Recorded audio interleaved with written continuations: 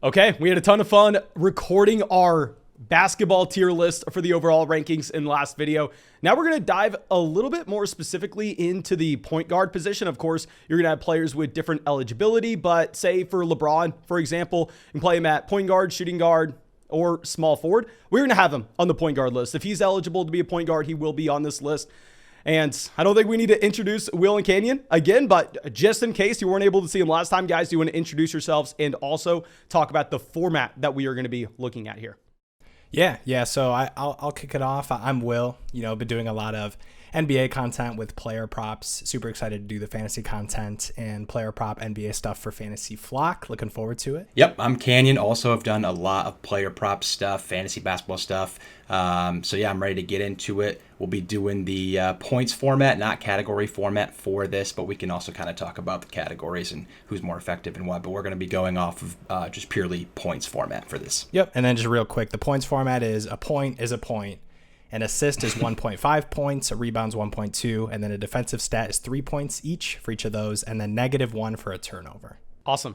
Well, before we dive into Luka at 1, make sure you go down there, drop a like, subscribe to the channel if you play fantasy basketball, and then Will or Canyon, whoever wants it, take it off with Luka. Yeah, I'll kick it off. Man, Luka, he's in a tier of his own. I think just the floor you get from Luka and the consistency we've seen over the past couple seasons. I know, you bring in Christian Wood, but you lose Brunson, and I don't expect any kind of massive impact to Luka's usage. It's his team. It's going to be him, Dinwiddie, Christian Wood. Maybe we see some more assist upside for Luka, but honestly, I mean, he's just going to be a 28, 8-8, 28, 9-9 guy. And especially in a points format specifically, I mean, there's no knock for, his free throw percentages that have been dipping a little bit over the past couple seasons. And honestly, I mean, he just has such a huge floor. The rebounding he offers at the guard position is massive. And yeah, I mean, it's Luka. What else can I say? Yeah, I think Luka could be the top 2 tiers of his own, honestly. His floor is so crazy. It's like the other people that we're going to talk about, their ceilings might not even touch, Luka's floor. He's just that good. But in the next tier, we do have James Harden with the 76ers. We saw shades of what he can do in Philly. Only shot 13.6 times per game when he arrived there, but he really impacted the team. I think that team got a lot better in the offseason with Melton, with PJ Tucker. I think they're going to win a lot more. I think Harden has bought in, and we've seen him publicly optimistic about this team. I think he shoots more. I think he's more aggressive. I think him and Embiid have a great relationship. So I like his points to go up a lot, and we know Harden can rebound and he can assist like he's been doing in the past, but I think the points go way up, and I think he's a clear number 2 here. Definitely. And in this tier with Harden, we've got LeBron, who's got point guard eligibility. And LeBron, the big thing with him, obviously, is kind of availability. We've seen over the past couple of years, it's just really tough. That's a big thing with NBA fantasy is, these long 82-game seasons. A lot of these guys that are just a little bit more injury prone, especially LeBron, who's getting up there in age. I mean, it wouldn't be crazy to see him play 55 games again this season, that we've kind of seen over the past couple of years. But LeBron, even though the scoring might dip, you talk about AD, potentially what the Lakers lineup could look like. This could be very different, heading into the season, depending on what happens with Kyrie and the situation. But, assuming they run it back, and even if they don't, I mean, LeBron gives a really nice floor. He might have more assist upside with AD. Maybe we'll see less scoring. He was kind of asked to do a ton of the scoring with no AD, if you look at all the different lineups the Lakers had last season. But still, I mean, it's LeBron, and at the point guard eligibility, I mean, he's going to give you a nice floor, rebounds, assists, and scoring, and good defensive stat upside too as well. So he's just a guy who just, on a per game basis, I think deserves to be kind of in the top 3 guards, but availability is definitely the biggest question for LeBron for sure. Yeah, I think him being point guard eligible too is a big plus for a guy like that. It's almost unfair, right? Because he's a forward with the rebounding upside, defensive upside, obviously. So the point guard eligibility there is a huge plus. But in the next tier, we've got Ja Morant. I expect a breakout here even more, honestly. But it's pretty reliant on his assists. He needs to get that assist game up for him to break this top 5, top 4 point guard status. The scoring's going to be there. The rebounding we've seen improve a lot last season. It's just those assists really need to come through. I like him to get upwards of 7 or more assists per game, and if that's the case, I think he can be in this 4th spot for the point guard position. Shot super well last season. The Grizzlies are obviously really good. They're running it back. They're going to be winning a lot. So yeah, I think Morant here at 4 is perfect. Before we move on, I do have a question real quick. So Morant's going to be the first player looking at the draft guide that doesn't have an extra position that you can slide him in at shooting guard. Like LeBron, you can even go to small forward. How important is that in fantasy basketball? I clearly have no idea. Like from a raw points per game perspective, if you're going to get 2 players that are in a similar range, but one is eligible for a couple different positions versus one guy you have to pigeonhole at point guard, does it affect your draft strategy in terms of creating just an overall roster? Yeah, I think it does a little bit for sure. I mean, when you're grabbing your picks here, I mean, you're constructing a team, right? So similar to like fantasy football, right? You have your strats, you have your RB strats, your wide receiver strats, whatever. For basketball, especially in a points format, to be able to switch them to a point guard, shooting guard, small forward, and fit them into different positions and get just the most value you can in the starting lineup, it's huge. In a category format, I'd say it's a little less important because you can kind of monopolize certain positions in a category format, which it makes it so strange. I know a lot of people like it, but you can go center heavy in a category format and just dominate the rebounds and the blocks. But in a points format, being able to, especially with a guy like LeBron that's going to have that usage, to play him at point guard, shooting guard, or small forward, depending on who's playing that night, switch him in. If you're doing a week-by-week setup, a day-by-day setup, just that flexibility, right? It's like having a flex spot built into a player when you're putting your lineup in. So it's a big deal. Yeah, and there is some flexibility with NBA fantasy. You talk about utility spots or guard-specific spots versus like point guard, shooting guard. But yeah, totally agree with Canyon. I mean, obviously, nothing wrong with more flexibility, so definitely would have that preference, but yeah, not going to knock them down significantly as far as rankings are concerned with how we like them heading into the season, but definitely something that's worth considering when you're drafting and I guess when you're evaluating these guys. We'll keep it moving though. We've got Steph Curry next up in this tier with Ja. And Steph, it was an interesting season last year. I mean, obviously strong finish in the playoffs and the finals, but it was the worst 3-point shooting percentage of his career. He's usually a 42, 43% 3-point shooter for his career, and he was 38 last season. Obviously dealt with the injury as well, but on a per game basis, I mean, wasn't amazing. He was 17th per game overall. But yeah, I mean, I like Steph to have a bounce back from a 3-point perspective, which obviously is a huge part of his game. I think the scoring can increase and the assist upside as well. You talk about his games with Clay versus without. They've got a lot of young guys. You talk about the emergence of Poole, potentially what we see with Wiseman and, the young core they have there. But I think Steph gives you a nice scoring floor and definitely an underrated rebounding guard. We saw that in the playoffs for sure. And I think could have more assist upside as well and underrated defensively too. When you talk about, fantasy purposes. Yeah, the Warriors are going to be back, hopefully full strength, so we could see some more prime Curry coming up here for sure. Next up to round out this tier here, we've got Trey Young. And if you watched the last video, Trey Young was the one left out. He was that 13th player. We have him in here. I'm just a little worried with Dejounte Murray arriving and how that affects his usage. Same with Murray as well on the other side. But, Trey's going to score. He's going to assist. It's just Dejounte Murray is a solid usage guy that's going to come in. I don't love the fit per se with Dejounte Murray next to Trey Young. Murray's going to have to attack the rim a lot. Not the greatest 3-point shooter. So how he's going to, balance and play off ball with Trey Young's going to be interesting. But nevertheless, there should be a downtick in usage.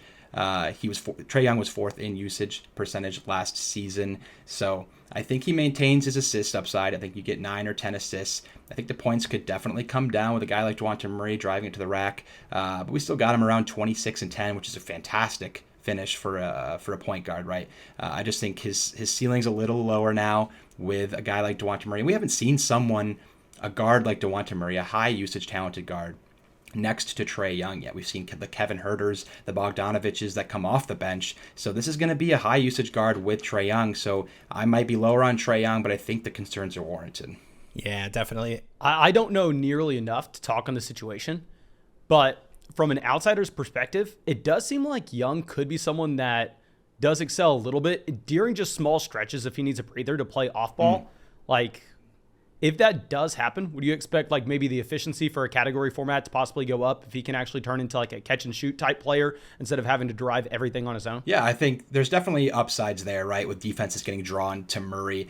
It's just, for me, I think something's got to give. The assists or the points have to give. So if he does play off ball, then he can maintain his points. I think he can be a great catch and shoot guy off of Murray. That's just less usage for him to have potential assists, right? And then if they don't do that and he's the main ball handler, is he passing to Murray? Is Murray going to be an assist guy for Trey Young, where he's going to dish it to three? DeJounte Murray's not a huge catch and shoot guy. He's going to be dribble driving, taking some dribbles and taking the ball. He's a ball dominant player, which might lower those assists. So I think, yes, I do think he can play off ball, and that rest could be really helpful as far as like the technicalities go in the strategy of that team. But as far as fantasy, it's just you got to give one up, points or assists, I feel like. Definitely. Yeah. And just to kind of close it out on Trey, if Murray was a better 3-point shooter and wasn't just so dominant on ball, I mean, he excels in the pick and roll and, driving to the rim. And it's hard to see those two things kind of working well together from a fantasy perspective. So, I mean, I'm just bumping both of these guys down based off of last season and what we've seen. Just really hard for Trey to replicate, 28 plus points per game and, being around 10 assists per game when you've got a ball dominant guy like Murray, who obviously you invested a decent amount of capital to get and bring in. And yeah, Trey doesn't give you, obviously doesn't give you a lot rebounding, and defensively not a lot as well. So it's just, the two biggest aspects of his game for fantasy, scoring and assists, like Kanyon said, something's got to give there for sure when you bring in a guy like Murray, who's probably the best. I mean, I'm not going to say probably the best guard that Trey Young has played with, by a wide margin. In the next tier, we've got LaMelo Ball, who is definitely a tough guy to rank. I mean, super popular in, best ball formats as far as, the upside that this guy can bring. Obviously a huge breakout, had a really strong rookie season, obviously rookie of the year season, and then a breakout in his second year after that. And I think people are predicting, and I'm kind of predicting it as well, potentially an even bigger breakout heading into the third year. You talk about, looks like no Bridges for Charlotte and maybe Hayward returning. But man, LaMelo is one of those guys who we got to see the increased confidence, shot a lot more in his second year. He's kind of like a baby Luka to me. I know that sounds weird to say, but I think he'll be able to be, it's kind of hard to compare these guys, but one of those guards that gives you assist upside, is a really good rebounder, a better defensive stat guy from what we've seen in his 2 years. And I think I could even see the scoring, being the same as what we saw last season, and potentially even more when you eliminate a guy like Bridges, and, maybe LaMelo is even more confident at the rim, which is kind of the big knock on him. But yeah, I mean, I really like LaMelo for fantasy. I think he's a really good upside pick. And obviously, I mean, we're not talking dynasty, but man, I mean, he's just looks like a superstar in the making. Yeah, there's a lot of these guards, young guards here, that we could see emerge and be a top 5 point guard selection for fantasy. And LaMelo is one of them. And I think this next guy, Tyrese Halliburton, could be one of them too. I'm so excited about Halliburton. Since he arrived in Indiana, he shot super well from 3, expected near 10 assists per game in Indiana. Brogdon and Dwayne Washington are out of there. It used to be a muddied backcourt, right? You had Duarte, you had Washington, you had Brogdon, you had Halliburton, you had Hield. So many people there, and Halliburton was just the floor general. Lots of assists upside. Didn't shoot as much, but that makes sense when you have 6 guards that they're playing in rotation. Now Brogdon's gone. Washington's gone. It's clearly Halliburton's team. Full offseason with the team. Full new season with the team. And it's looking to be his team moving forward. I like his shot attempts to increase, and if he's anywhere near the percentage and efficiency that he had last year in Indianapolis, he could have a great third year. I'm super high on Halliburton. I like him to be around a 20-10 guy. Super good defender as well. He could have 2 steals per game, half a block. Just such great upside all around the floor. So I'm really big on Halliburton. I think he could be higher than this, but I'll keep him here for now. I think that's fair.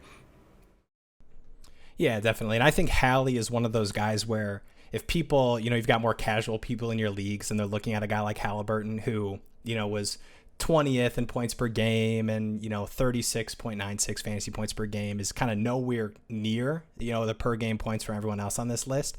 And it was a lot of, when he was with the Kings and Brogdon was there when he played. And we saw him, his scoring looked a lot better. Assist upside looked a lot better without Brogdon.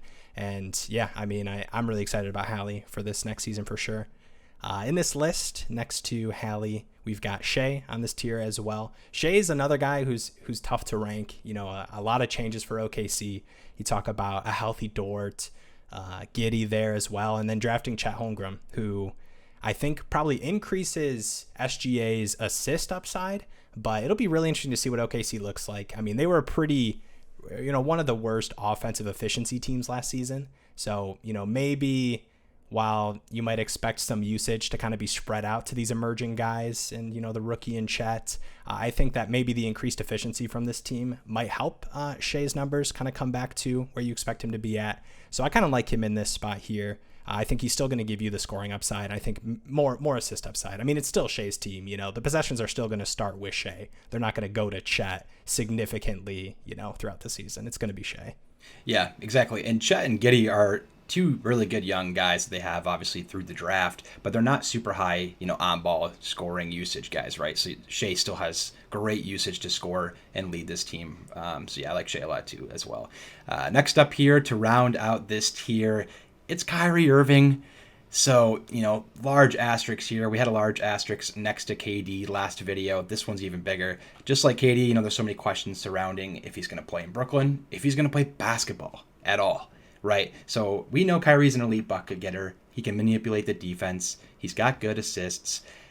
It's just purely talent. I have to keep him in here. He could end up in LA. He could end up in Brooklyn. He could end up on his couch at home. I have no idea, but he's way too talented to just not talk about him, right? This is one of the most mesmerizing guys to watch play this game. And if he plays, he should be good no matter where he goes. We've seen him thrive with LeBron in Cleveland. We've seen him thrive in Boston with a young, Tatum or young Celtics guys that they had drafted there.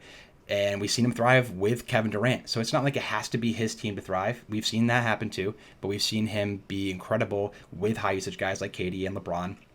It's just way too risky, right? But he's too talented not to talk about. So we're going to put him in this tier, but, buyer beware. Just that he could drop, and he could drop off of this entire list. Yeah. I think, Kyrie is one of those guys we were talking about, like, hey, do we put him on this list? We don't know where he's going to play. And our thought, wherever Kyrie goes, if he is playing, he's going to be a top 12 point guard. We've seen it with the guys he's played with, like Kane's talked about, alongside LeBron and, all the guys in Boston as well, in Brooklyn next to KD and James Harden when they did play together. He was still a top 12 guy. So, yeah, I think on a per game basis, and if he's playing and, able to play the full season, he's going to be on this list for sure. And in the next tier, we've got Damian Lillard, who, obviously a disappointing year last season. You talk about the abdominal injury, had some surgery. I think there's some hope, obviously, kind of an older guy at this point, but man, I think him talking about playing through the abdominal injury and how it was affecting him. And we saw it last season for sure. He had to shut it down. It was just, you could tell watching Dame play that it wasn't the same Dame. So he's talking about potentially being fully healthy heading into the season. You signed Jeremy Grant, who, is going to take some usage, but I don't think significant amount enough for me to not love a guy like Dame, who's, going to be around 25 points per game, going to give you that nice, 7 assist floor. I love Dame, and I really like him at this spot too. I think he's going to be a pretty good value in drafts depending on where he shakes out based off of, people maybe seeing, oh, he had the injury last season and surgery and he was disappointing. But man, look at Dame throughout his entire career. He's been one of the healthiest point guards as far as games played throughout his entire career. And I think post-surgery, I'm expecting that the same as well. Yeah. This team looks great. They added Grant, they re-signed Nurkic, they got Shaedon Sharpe if he can stay healthy. They got Josh Hart, Anthony Simons. They're looking pretty good. They're kind of in a win now with Lillard still there. So hopefully it's a situation of rising tide floats all ships, right? And so them all clicking offensively, Lillard could be a big part of that assist-wise and scoring-wise too. But yeah. Last off here, same tier as Dame, last guy on the list, DeAaron Fox. Another guy I'm actually really high on. So he's a definition of under-the-radar guy for me. Without Halliburton, Fox actually averaged 27, 4, and 7. Insane numbers. You add Keegan Murray in the draft, who looks great so far. It's just Summer League, but he looks really good. He's a plug-and-play guy now through the draft. You have another year of Sabonis that he can connect with. And for some reason, the Kings think that they are in win-now mode, have to make the playoffs. But that's not my job. But Fox will surely get the nod for much of that offensive usage to try and make his coach and his GM look good. I think he's the captain of that offense. You have Mitchell there with him, but Mitchell's more of a defensive guy. We've seen him, scoring well in his rookie season last season when Fox was out. I still think it's Fox's team in the backcourt there as the guard position. I think he's the main facilitator. I think he's the main scorer in the backcourt, and I think they actually did improve this team a lot. So I actually really like DeAaron Fox this year. Well, awesome. I see we have one guy at 13. let me ask y'all, is he in the same tier as Damian Lillard, DeAaron Fox, or is he a tier below? Same tier. Same tier. Do y'all want to talk about him, or do y'all want to? I think, I think he deserves to be talked about based off the season we saw last year. And we've kind of already mentioned him a little bit, but, Dejounte Murray, last season, he was third in point guard points per game. Amazing season, but it was for a Spurs team, which did not have a lot around him offensively. So he just saw insane usage, obviously a really good on-ball guy.